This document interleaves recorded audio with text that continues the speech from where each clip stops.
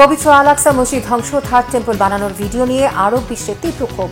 আগামী বছরেই কি আসছে দাজ্জাল? কাশ্মীরে ভয়াবহ হামলার জন্য মোদী সরকারের মুসলিম বিরোধী বিদ্বেষমূলক রাজনীতিকে দুষছেন অনেকে। কি বলছেন বিশ্লেষকরা? এবার পৃথিবীর বাইরে মহাকাশে উৎপাদন হবে খাবার, ওষুধ ও জ্বালানি, দাবি গবেষকদের। এতে কি মহাকাশ ভ্রমণের খরচ কমবে? আসসালামু আলাইকুম, দেখছিলেন বাংলাভিশন ওয়ার্ল্ড নিউজ হেডলাইন। এবার বিস্তারিত। জেরুজালেমে অবস্থিত পবিত্র আল আকসা মসজিদ ধ্বংস ও থার্ড টেম্পল বানানো নিয়ে ভিডিও প্রকাশের জেরে তীব্র ক্ষোভ জানিয়েছে মুসলিম বিশ্ব। পুরো ভিডিওটি এআই বা কৃত্রিম বুদ্ধিমত্তা নির্ভর হলেও এটি নিয়ে মুসলিম বিশ্বের তোলপাড় শুরু হয়েছে। প্রশ্ন উঠেছে, ভিডিওতে কেন আগামী বছরে এই দাজ্জালের আগমনের ইঙ্গিত দিচ্ছে কট্টর ইসরায়েলিরা? মীর ফজলে রাব্বির ডেস্ক রিপোর্টে বিস্তারিত। বিস্ফোরণের আগুনে ধ্বংস করা হচ্ছে পবিত্র মসজিদ আল আকসা, আর সেখানে স্থাপন করা হচ্ছে থার্ড টেম্পল। ভয়ঙ্কর এই দৃশ্য ক্যামেরাবন্দি করছেন সামনে দাঁড়িয়ে থাকা শত শত মানুষ। পুরো ভিডিওটি এআই বা কৃত্রিম বুদ্ধিমত্তা নির্ভর হলেও এটি নিয়ে মুসলিম বিশ্বে তোলপাড় শুরু হয়েছে।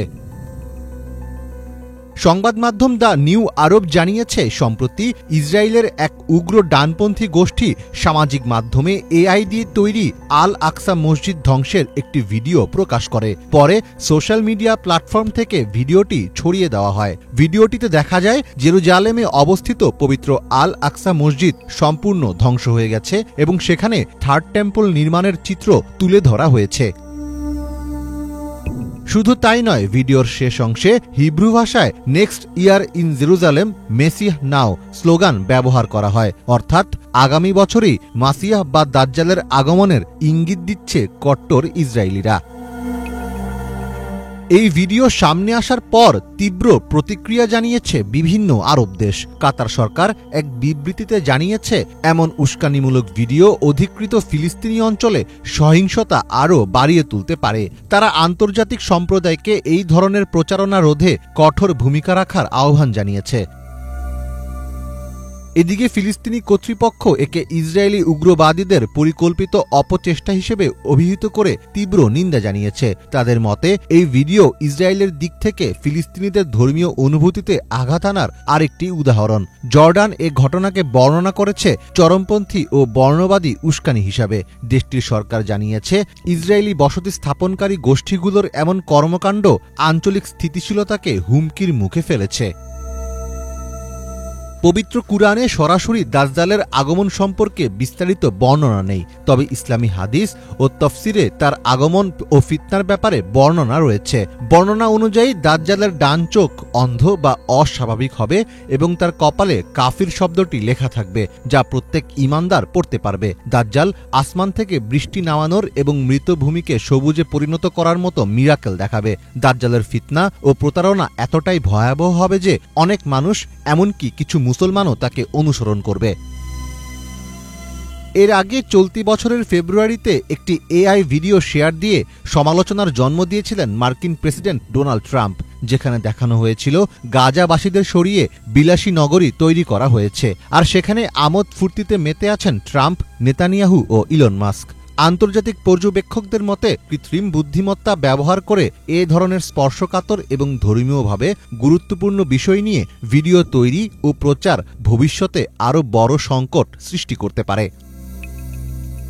মীর ফজলে রাব্বি, বাংলাভিশন। ভারতের ভূস্বর্গ কাশ্মীর আবারও রক্তাক্ত হওয়ার জন্য মোদী সরকারের মুসলিম বিরোধী বিদ্বেষমূলক রাজনীতিকে দুষছেন অনেকে।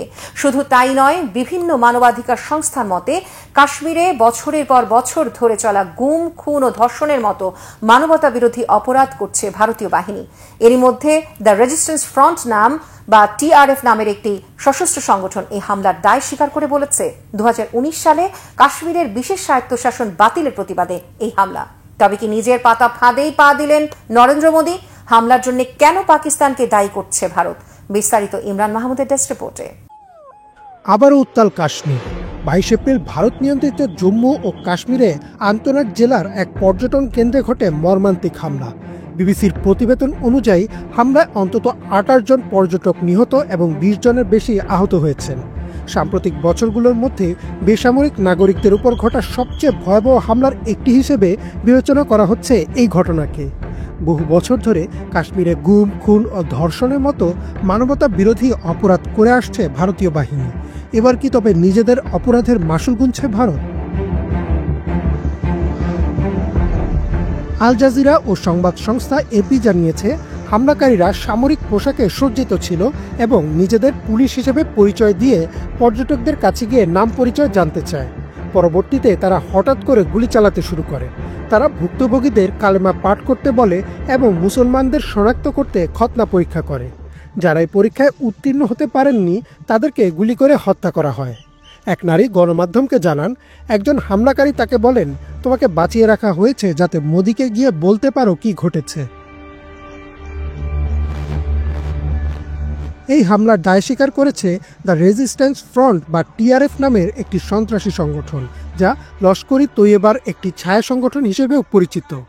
দ্য হিন্দুতে প্রকাশিত প্রতিবেদন অনুযায়ী টিআরএফ দাবি করেছে 2019 সালে কাশ্মীরে বিশেষ স্বায়ত্তশাসন বাতিলের পর বহিরাগতদের বসতি স্থাপনের বিরুদ্ধে প্রতিরোধ গড়ে তুলতেই এই হামলা চালিয়েছে।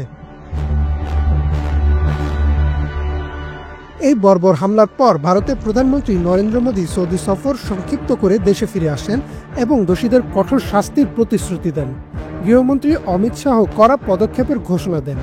হামলার নিন্দা জানিয়েছেন মার্কিন প্রেসিডেন্ট ডোনাল্ড ট্রাম্প, রাশিয়ার প্রেসিডেন্ট ভ্লাদিমির পুতিন, ইউরোপীয় কমিশনের president Ursula von der Leyen সহ বিশ্বের অনেক নেতা। কাশ্মীরের রাজনৈতিক ইতিহাস বহুদিন ধরেই রক্তাক্ত। 1947 সালে ভারত পাকিস্তান বিভাজনের পর থেকে অঞ্চলটি নিয়ে দুই দেশের মধ্যে চলে আসছে উত্তেজনা, যার বলি হন কাশ্মীরের সাধারণ মানুষ। 1989 সাল থেকে শুরু হয় সশস্ত্র বিদ্রোহ, যেখানে অনেক কাশ্মীরি স্বাধীনতা চাইতে শুরু করেন, কিন্তু ভারতের পক্ষ থেকে এটিকে পাকিস্তান সমর্থিত সন্ত্রাসবাদ হিসেবে অভিহিত করা হয়। বহু বছর ধরে কাশ্মীরে ভারতীয় নিরাপত্তা বাহিনীর বিরুদ্ধে গুরুতর মানবাধিকার লঙ্ঘনের অভিযোগ উঠেছে। হিউম্যান রাইটস ওয়াচ ও অ্যামনেস্টি ইন্টারন্যাশনালের রিপোর্ট অনুযায়ী নির্বিচারে গ্রেফতার, জোরপূর্বক গুম, ধর্ষণ এবং বিচার বহির্ভূত হত্যার মতো ঘটনা ঘটেছে। বিশেষ করে কুখ্যাত আর্মড ফোর্স স্পেশাল পাওয়ার অ্যাক্ট এর আওতায় ভারতীয় সেনাদের কাশ্মীরে প্রায় সম্পূর্ণ দায়মুক্তি প্রদান করা হয়েছে, যার ফলে সাধারণ মানুষ দীর্ঘদিন ধরে নির্যাতনের শিকার হচ্ছেন। 2019 সালে মোদী সরকার কাশ্মীরের সংবিধান স্বীকৃত স্বায়ত্তশাসন বাতিল করে অঞ্চলটিকে দুটি কেন্দ্রশাসিত অঞ্চলে ভাগ করে দেয়। এরপর থেকেই বহিরাগতদের জমি কেনার অধিকার দেওয়া হয়, ইন্টারনেট বন্ধ রাখা, রাজনৈতিক নেতাদের আটক, এসব পদক্ষেপ কাশ্মীরিদের মধ্যে তীব্র ক্ষোভ ও ভয়ের সৃষ্টি করে। অনেক বিশ্লেষকই মনে করেন পাহলগামের হামলা সেই দীর্ঘদিনের দমননীতি ও আধিপত্যের একটি রক্তাক্ত বহিঃপ্রকাশ। ইমরান মাহমুদ, বাংলাভিশন। এদিকে জম্মু ও কাশ্মীরের পেহেলগাঁওয়ে হত্যাকাণ্ডে জড়িত 4 জঙ্গিকে শনাক্ত করে ছবি প্রকাশ করেছে ভারতের নিরাপত্তা বাহিনী। 4 জঙ্গি হল আদিল, আসিফ ফুজি, সুলেমান শাহ এবং আবদালহা। ভারত জানিয়েছে এরা সবাই হামলার দায় স্বীকার করা দ্য রেজিস্ট্যান্স ফ্রন্ট বা টিআরএফ নামের একটি সশস্ত্র সংগঠনের সদস্য। টিআরএফ পাকিস্তান ভিত্তিক সশস্ত্র সংগঠন, লস্কর-ই তৈয়বার ছায়া সংগঠন হিসেবে পরিচিত। ভারত কর্তৃপক্ষের দাবি, এই হামলার মূল পরিকল্পনাকারী লস্কর-ই তৈয়বার শীর্ষ কমান্ডার সাইফুল্লাহ কাসুরি ওরফে খালিদ। ঘটনার পর থেকেই আশেপাশের এলাকায় চিরুনি তল্লাশি শুরু করেছে ভারতীয় সেনাবাহিনী। প্রত্যক্ষদর্শীরা জানিয়েছে হামলাকারীদের হাতে ছিল AK-47, তাদের কাঁধে ছিল খাবার আর ওষুধের ব্যাগ এবং সবার মুখে ছিল মাস্ক। তারা আরো জানায় হামলাকারীদের মধ্যে 2 জন আফগানি ভাষায় কথা বলেছিল।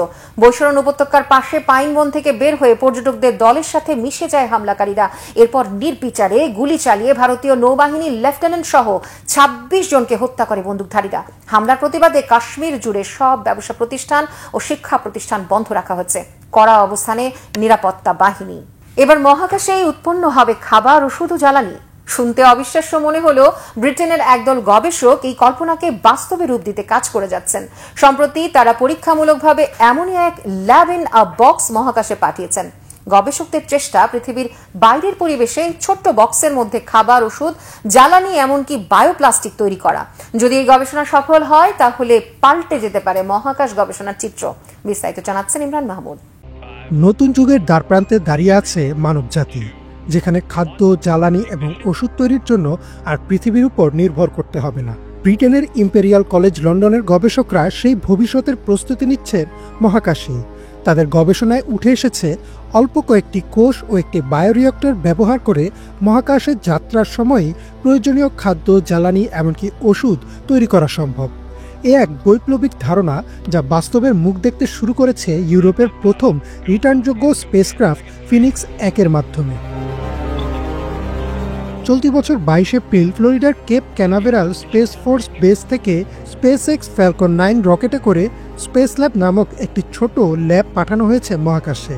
এটি তৈরি করেছে ফ্রন্টিয়ার স্পেস এবং এতে ছিল ইম্পেরিয়াল কলেজ লন্ডনের বিজ্ঞানী রদ্রিগো লেদেসমা আমারো ও তার দলের গবেষণার নমুনা। তাদের মতে একজন মহাকাশচারী প্রতিদিন আধা কেজি থেকে 1.5 কেজি পর্যন্ত খাদ্য গ্রহণ করেন। সেই খাদ্য পৃথিবী থেকে মহাকাশে পাঠাতে প্রতি কেজিতে খরচ হয় প্রায় $20,000, অর্থাৎ একবেলার খাবার তৈরি খরচ দাঁড়ায় প্রায় $10,000। তাই খাদ্য যদি মহাকাশে উৎপাদন করা যায় তবে তা বিপুল খরচ বাঁচাবে এবং দীর্ঘমেয়াদী মহাকাশ অভিযানের অসাধারণ ভূমিকা রাখবে। এই প্রকল্পটির মূল উদ্দেশ্য হচ্ছে কিভাবে আমরা মহাকাশ ভ্রমণের সময় অথবা অন্য কোনো গ্রহে বসবাস শুরু করার জন্য প্রয়োজনীয় খাবার নিজেরাই তৈরি করতে পারি। পৃথিবী থেকে প্রতিটি জিনিস নিয়ে যাওয়া অত্যন্ত কঠিন ও ব্যয়সাধ্য। একবার ভাবুন, একজন নভোচারী প্রতিদিন গড়ে আধা কেজি থেকে 1.5 কেজি পর্যন্ত খাবার খায়, আর মহাকাশে প্রতি কেজি খাবার পাঠাতে খরচ হয় প্রায় $20,000, অর্থাৎ প্রতি বেলার খাবারের মূল্য হতে পারে প্রায় $10,000। তাহলে কেন আমরা মহাকাশে প্রয়োজনীয় খাবার উৎপাদনের চেষ্টা করছি না? গবেষকরা ব্যাকটেরিয়া ও ইস্ট জাতীয় মাইক্রোবিয়াল কোষের মাধ্যমে খাদ্য উৎপাদন, ভিটামিন, ওষুধ এমনকি জৈব প্লাস্টিক তৈরি করার চেষ্টা করছেন। এটি অনেকটা পৃথিবীতে বিয়ার বা ওয়াইন তৈরির মতোই। একটি নির্দিষ্ট পাত্রে কোষগুলো বৃদ্ধি পায় এবং প্রয়োজনীয় জিনিস তৈরি করে। তবে মহাকাশে এই পদ্ধতি কাজ করবে কিনা তা যাচাই করতেই পাঠানো হয়েছে মাইক্রো বায়োরিয়েক্টর ও কোষগুলো। ফ্রন্টিয়ার স্পেসের সহ-প্রতিষ্ঠাতা আকিল শামসুল জানিয়েছেন, এই ল্যাব ইন বক্স মাত্র 1 কেজির কম ওজনের এবং এতে 3টি ভিন্ন ধরনের পরীক্ষা চালানো সম্ভব। তিনি আরও বলেন, ভবিষ্যতে যখন চাঁদে ঘাঁটি স্থাপন করা হবে কিংবা মঙ্গল অভিযানে মানুষ যাবে, তখন এই ক্ষুদ্র অথচ কার্যকরী বায়োরিয়েক্টরগুলো মানুষের জীবনে টিকে থাকার মূল চাবিকাঠি হয়ে উঠবে। ল্যাব ইন এ বক্স মূলত একটি জীব প্রযুক্তি ও তরল রসায়নের পরীক্ষাগার। এতে তরলের প্রবাহ, তাপমাত্রা, চাপ এবং বায়ুমণ্ডল নিয়ন্ত্রণের সুবিধা রয়েছে। আর আমরা যা করার চেষ্টা করছি তা হলো এই ল্যাবটিকে আকারে ছোট করে নিয়ে আসা এবং স্বয়ংক্রিয়ভাবে কাজ করার উপযোগী করে তোলা। কারণ কোনো বস্তু যত ভারী মহাকাশে পাঠাতে তার খরচও তত বেশি। তাই আমাদের লক্ষ্য হলো এই খরচ কমিয়ে আনা এবং মহাকাশ গবেষণাকে আরও সহজ করা। গবেষকরা আশা করছেন মাইক্রোগ্র্যাভিটিতে কোষের আচরণ পর্যবেক্ষণ করে তারা ভবিষ্যতে মহাকাশবাসীদের জন্য খাবার থেকে শুরু করে আইসক্রিম পর্যন্ত সবকিছু মহাকাশে উৎপাদন করতে পারবেন। এই গবেষণা শুধু মহাকাশ নয়, সমগ্র মানবজাতির ভবিষ্যৎ বদলে দিতে পারে। একটি টেকসই ও সাশ্রয়ী বিশ্ব গঠনের দিকে এটি হতে পারে একটি বড় পদক্ষেপ। ইমরান মাহমুদ, বাংলাভিশন। এদিকে গাজা ভূখণ্ডে নৃশংস হামলা চালিয়ে আরো 39 ফিলিস্তিনিকে হত্যা করেছে বর্বর ইসরায়েলি বাহিনী। ত্রাণের বহর আটকে গাজাবাসী কৌশলগত শাস্তি দেয়ায় ইসরায়েলের দিকে অভিযোগের আঙুল তুলেছে ফিলিস্তিনের জাতিসংঘের শরণার্থী সংস্থার প্রধান ফিলিপ লাজ্জারিনি।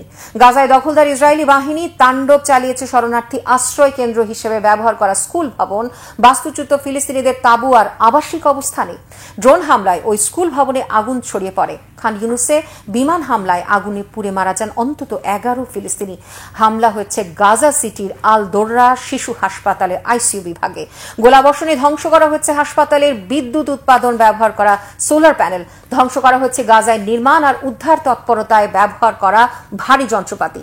এদিকে গাজায় ত্রাণের বহর ঢুকতে না দিয়ে দুর্ভিক্ষ সৃষ্টির জন্য ইসরায়েলকে দায়ী করেছেন জাতিসংঘের শরণার্থী সংস্থার প্রধান ফিলিপ লাজ্জারিনি। এক্স হ্যান্ডেলে তিনি বলেছেন, পরিকল্পিতভাবে অনাহারের মুখে ফেলা হয়েছে 20 লাখেরও বেশি ফিলিস্তিনিকে, যাদের বেশিরভাগই নারী ও শিশু। অস্ত্রের লড়াইয়ে মানবিক সহায়তাকে দর কষাকষির অস্ত্র হিসেবে ব্যবহারের গুরুতর অভিযোগও তুলেছেন তিনি। এই ছিল আজকের মতো। এতক্ষণ সাথে থাকার জন্য ধন্যবাদ সবাইকে।